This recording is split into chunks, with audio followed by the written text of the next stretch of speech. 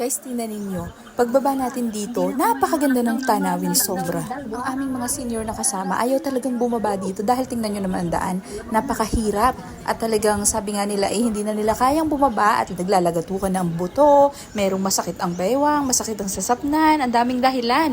Pero sabi ko, naku sayang naman yung punta ninyo dito. Hindi ninyo makikita yung likuran nito. Ay yun nga ang isa sa pinakamaganda dito sa Mines View Park. Kapipilit ko nga at kasasabing hindi ho talaga kayo magsisisi pag nakita ninyo ang tanawin doon sa likod, kaya tayo pumunta na. Aba, inapilit ko rin ang aming mga senior na kasama. Ayan nga at si Inay Kandahirap sa kabababa. At ayan na nga guys, o tingnan naman ninyo, talagang unang punta ko dito noon ay nagilalas ako sa kagandahan ng lugar na ito. Mahirap mang marating, mapagod, ay sulit na sulit naman. Si Jillian at akala ko iyak na kasi ang tagal kong makarating.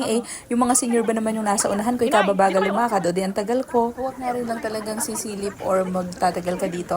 Ayan, sa Barandilla kasi nakakalula sa sobrang taas.